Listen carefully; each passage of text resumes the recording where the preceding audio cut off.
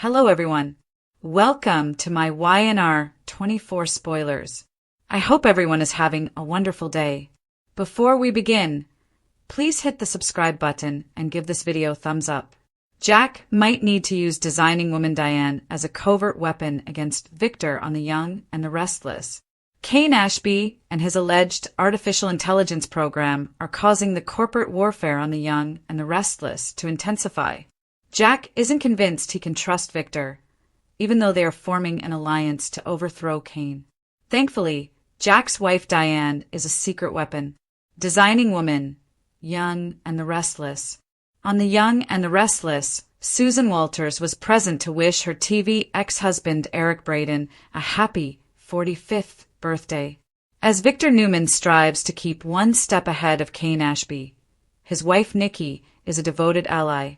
Jack Abbott has a wonderfully loving wife named Diane, so he's not alone. Diane was Victor's wife, just as Nikki was once married to Jack. That might provide her with information about the mustache tycoon that could help Jack maintain his dominance. Diane was married to Victor, Walter shared with Soap Opera Digest, so I always try to add that in my point of view about Victor. Diane is aware that because of Victor's influence, everyone in Genoa City is terrified to cross him. And Victor is ruthless. When Diane consented to divorce Victor in 1998 so that he could wed a dying Nikki, she learned that lesson the hard way. Jack Abbott's wife, Diane on the Young and the Restless, is Jack's powerful ally. Victor was supposed to legally divorce Diane, wed Nikki as she was dying, and then a free Victor would have remarried Diane. Nikki was lucky to survive, and she and Victor rekindled their romance. At first, Diane didn't think well of it because she believed Victor had broken his word to her. According to Walters, Victor seems to have the advantage while interacting with Jack. Diane does not want Jack to suffer another defeat, particularly from someone who can irritate Jack as much as Victor appears to be able to. Diane has witnessed both Victor's best and worst sides because of their former relationship. If Diane doesn't compromise in her interactions with her ex-husband, don't be shocked. Since Diane has a different perspective on Victor than Jack, she can be useful to Jack. Jack is more than capable of facing Victor, according to Walters. She can, however, provide a feminine touch to any future circumstances that would give the Abbotts the upper hand in Genoa City's continuing economic conflicts. In this new corporate chess match, every move matters, and Genoa City's power dynamics have never been more precarious. The Young and the Restless has always been fueled by the rivalry between Victor Newman and Jack Abbott, a never-ending tale of treachery, atonement, and vicious ambition that forms the show's core. However, a new player has joined the field, or perhaps more appropriately returned to it, ready to redefine the game on her own terms in a time when technology and corporate conflict are more dangerously entwined than ever. Diane Jenkins Abbott, a woman as astute as she is perceptive, as calculated as she is charming, is that player. Additionally, it appears that Jack Abbott may finally have the secret weapon he needs to outmaneuver Victor Newman for the first time in years. This weapon would not be business cunning or physical might, but rather the wisdom and influence of the woman he is with. Diane's return to Jack's life has been long overdue. Once, Genoa City was rocked by her name, a woman who was both admired and despised, whose every action had the potential to bring about scandal or deliverance. Diane may appear to the untrained eye to be a survivor who is only appreciative of having stability and quiet after years of turmoil. However, anyone who know her well, those who have encountered her overestimated her might or attempted to define her through their own manipulations, know that Diane Jenkins is never just there. She is in a situation all the time, and her stance could be critical at this moment. The old guard, Victor and Jack, find themselves in an unusual and uneasy alliance when Kane Ashby's alleged AI software causes a stir in the corporate underworld of Jabot, Newman Enterprises, and Chancellor Winters. Both men assert that they are working toward the same objective, which is to eliminate Kane's technology before it threatens to topple their empires. Under the surface, however, their cooperation is merely a necessary truce, a ticking time bomb of history, ego, and mistrust. Jack is aware of Victor's tendencies. He has witnessed the mustache turn allies into adversaries, demolish rivals, and alter whole corporate narratives to his advantage. However, Jack is also aware that Victor thrives on resistance that is predictable. Victor likes opponents who match power with power because he is built to win that kind of game. The power of subtlety, the art of influence that Diane has perfected, is something Victor isn't prepared for and may not even comprehend. The real brilliance of Jack and his wife's alliance starts to show here. Because Diane is the queen on the board and can corner even the most experienced players with her diagonal strikes and invisible moves, she is more than simply another pawn in Jack's war. One must recall Diane's past, especially her complicated relationship with Victor Newman, in order to comprehend her leverage. One of the most complicated periods in both of their lives is still their marriage, which was formed out of passion and ruined by manipulation. At one point, Diane thought she had landed a position next to Genoa City's most powerful guy. After learning that Victor's promises had deadlines and caused emotional harm, she lost her dream of a life of privilege, power, and security. Diane had to face the harsh truth of Victor's cruelty when he divorced her and remarried a dying Nikki. He had exchanged loyalty for legacy and affection for image. Diane departed feeling embarrassed and resentful, but she also took knowledge with her, which is far more valuable than retaliation. Awareness of Victor's inclinations, shortcomings, and tactics. She had witnessed him lose his renowned poise, how his impulses to protect Nikki impair his judgment, and how his conceit may lead to reckless behavior when he feels invincible. Essentially, Diane was able to read Victor Newman in a manner that very few people ever could. Her current position as Jack's confidant and strategist is therefore not just poetic, but also potent. Diane is aware that Jack's moral compass is his worst weakness. Jack, in contrast to Victor, does not enjoy destruction in and of itself. Yes, he wants to win, but he wants to win in the proper way. Furthermore, such virtue may be a weakness in a society where compromise is frequently required for power. Diane's wisdom provides a vital counterpoint. She is aware of when to let Jack take the lead on moral issues and when to remind him that sometimes darkness is necessary for survival. She serves as both a muse and a mirror in their marriage, enabling him to see both the things he is fighting for and the things he is fighting against. And the stakes are larger than ever right now. More than just a technological advancement, the alleged AI project, led by Kane Ashby, poses a direct danger to the established hierarchies of power within Genoa City's elite. Newman and Jabot are both at risk if Kane's program is able to forecast market patterns, foresee corporate decisions, or alter data. Control is crucial to Victor because it allows him to set rules, predict results, and outmaneuver anyone who dares to oppose him. For Jack, the threat is legacy, the worry that Jabot, the pride and lifeline of the Abbott family, would become outdated due to innovation he didn't anticipate. Diane becomes a figure of power and intuition in this environment of high stakes and paranoia. Even though she doesn't understand code or algorithms, she is aware of the emotional circuitry and human software that motivate men like Victor, Jack, and Kane. Her genius is that, and that's where she really adds value. It says volumes about Diane's development that Susan Walters, who plays her with a graceful balance of poise and quiet menace, recently told Soap Opera Digest that she always tries to add that in her point of view about Victor. She sees Victor as a case study in power, a guy whose behaviors she can anticipate since she was once one of them, rather than just an adversary or a holdover from her past. And that realization could mean the difference between victory and destruction in the corporate wars that are currently brewing. Audiences are reminded by Walter's nuanced portrayal that Diane is no longer merely a designer in the traditional sense, but rather a designer of results, a woman who skillfully weaves influence and strategy like a seamstress threading silk through steel. Victor, ever the grandmaster, keeps moving his pieces around the board in the meantime. He feels invincible when he is with Nikki, the devoted queen of his tyrannical monarch. The irony is hilarious, though, as Jack finds strength in Diane's slyness, while Victor relies on Nikki's emotional stability. Once tied to Victor, the two ladies now represent his fragmented legacy. Diane is the intellect Victor can no longer control, and Nikki is the heart he never really lost. And Jack might discover the way to success by using Diane's comprehension of both. Observing Diane's work behind the scenes brings a subdued sense of fulfillment. Her power comes from her self-control. She doesn't need to roar to get attention. Each raised eyebrow, deliberate quiet, and strategically placed suggestion to Jack is a loving act of war.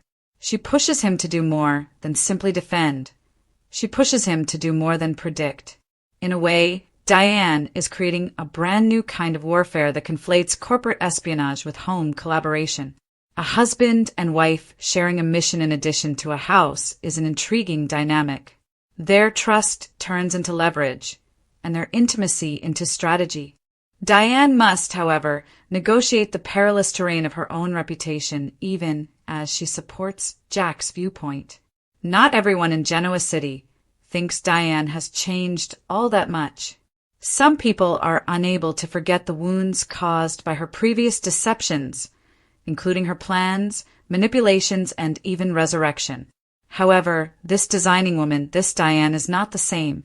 She's wiser, older, and much more conscious of power dynamics. Perception, she knows, is half the fight. These days, you need story more than money or strength to win in Genoa City. Diane is very skilled at manipulating the story. She can spin any scenario with her past, from insider to outcast, victim to visionary. Because of this, Jack's confidence in her is both his biggest risk and his bravest move. Diane is probably going to be the tipping point as the Newman-Abbott connection becomes more strained. Jack might be able to anticipate Victor's next corporate strike thanks to her understanding of his mentality, and she might even be able to influence Victor into overplaying his hand. Imagine the poetic justice. The very lady Victor Newman undervalued, unwittingly undoing the man who once threw Diane away like a pawn. However, even Diane might not be ready for this level of emotional complexity. In Genoa City, old wounds tend to reopen. The atmosphere between Victor and Diane will be infused with memories of romance gone bitter, of promises turned ashes, and of rivalry if they are reunited. Would Diane's present be compromised by the ghosts of her past, or could she really remain objective? This plot is extremely rich because of its emotional volatility, moral ambiguity, and the idea that heroes and villains frequently switch roles based on viewpoints are what the young and the restless thrives on. That's exactly what Diane's current storyline reflects. She is a woman torn between revenge and atonement, between the life she has reconstructed with Jack and the past from which she will never truly be free. Although she may have good intentions, such as protecting her husband and ensuring their family's heritage, what about her tactics? Those are nevertheless delectably suspicious. She is extremely dangerous because of this. Because Diane Jenkins Abbott is a skilled marksman, and love and loyalty are weapons in Genoa City. In the meantime, deeper themes can be explored in the AI plot. The technology that Kane Ashby is allegedly working on is a metaphor for the appearance of control rather than merely a story device. The irony is that human unpredictableness, passion, ego, and jealousy is what causes the turmoil in this world, despite artificial intelligence's promise to forecast human behavior. Kane may assume that his creation can outsmart titans like Victor and Jack, but he is undervaluing emotional intelligence, which is the most ancient type of intelligence, and Diane flourishes there. She is reading facial expressions, deciphering silences, and identifying flaws while the males argue over contracts and algorithms. She has experienced chaos, so she doesn't need code to grasp it. The current episode of The Young and the Restless has a symmetry that is almost Shakespearean. Victor and Nikki and Jack and Diane are two power couples engaged in a sophisticated struggle for supremacy, a dance as old as the show itself combines history, passion, and business. The subtle change in power dynamics, however, is arguably the most fascinating feature. Men like Victor and Jack have been defining the rules of engagement in the corporate wars in Genoa City for decades. However, the real cards are now in the hands of the women, Nikki and Diane. Nikki continues to be Victor's moral compass because of her modest elegance and unwavering devotion. Diane turns into Jack's tactical advantage, thanks to her astute wit and strategic empathy. Both ladies know their relationships better than anyone else, and they both realize that influence, rather than conflict, is frequently the source of power. Fans can anticipate that Diane will play a bigger role in determining how Jabot reacts to the actions of the Newman Enterprise as the plot develops. She will probably sneak herself into boardroom tactics, predicting Victor's every move based on her prior knowledge. And she won't be afraid to address him directly when the time comes, not as a betrayed ex, but as an equal. Diane's character and the Abbott legacy as a whole will undergo a sea change at that time, when she confronts Victor Newman not as a victim of his conceit, but as the mastermind behind his downfall. In the end, Designing Woman is a metaphor for Diane's whole life rather than merely a deft reference to her previous profession in design. She creates connections, results, and impressions. She reimagines the possibility and fixes the broken. And now that Jack is by her side and Victor Newman's spirit is back, Diane Jenkins Abbott is creating something much bigger than family or fashion. Retribution wrapped in atonement. One thing is becoming more and more obvious as The Young and the Restless keeps weaving its complex web of corporate conflict, love, and legacy. Power doesn't always roar in Genoa City. Occasionally it whispers, in soft tones, in private, in the calm advice of a lady who has discovered that the most exquisite designs are frequently the most hazardous. It's possible that Diane Jenkins Abbott was once written off as a second act, a scandal, or a survivor. She is the tale now, though, and maybe the storm that finally makes Victor Newman lose it. Even though Diane seems strong, her development is what really intrigues me about her, not simply her intelligence. Diane Jenkins used to be consumed with insecurity, retaliation, and vanity. Whether it was from Victor, Jack, or her quest for social status, her decisions were frequently motivated by a frantic need for approval. Years later, though, she is a lady who has turned those same flaws into assets. Her precision is now fueled by the same terror that previously crippled her. Her resolve is now strengthened by the heartbreak that once crushed her. Diane doesn't flinch, but Genoa City might still mutter her name doubtfully. Despite everything that the world and Victor Newman have thrown at her, she has persevered. Because of it alone, she possesses an unbreakable strength that comes from endurance rather than supremacy. She has also developed a completely other side as a result of her marriage to Jack Abbott. Despite his intelligence and idealistic outlook, Jack is a man plagued by the legacy of his family and the shadow of his father. While Jack has spent decades attempting to strike a compromise between preserving that tradition and surviving in a cutthroat market, John Abbott created Jabot with integrity. Jack finds perspective as well as love in Diane. She reminds him that if a legacy cannot change, it is worthless. She urges him to change and fight more intelligently rather than more forcefully.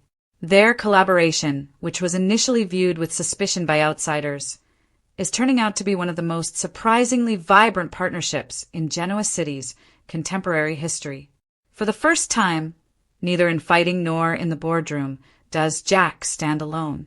Despite his renowned supremacy, Victor Newman is now up against a different form of opposition that is difficult for him to foresee or frighten. Diane is now calculated, sophisticated, and patient. She is no longer the emotionally unstable person he formerly controlled. Victor finds that patience unsettling. He is accustomed to leading guys who challenge him head-on, driven by pride or passion, such as Jack, Billy, or even his own kids. Diane, though, is a long-term thinker.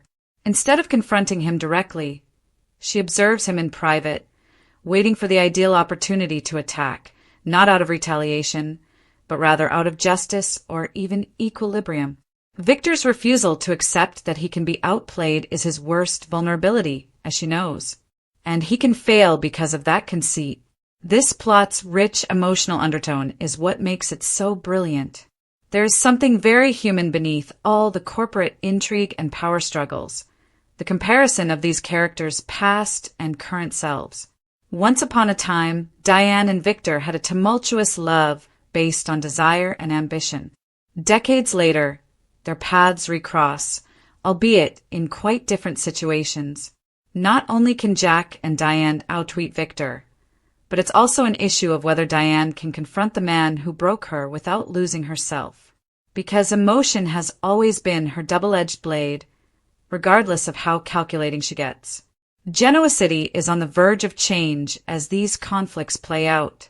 The human players, the plotters, the lovers, and the survivors remind us that no machine can fully predict the turmoil of the heart, even while the development of technology through Kane's AI plotline threatens to change how business is conducted.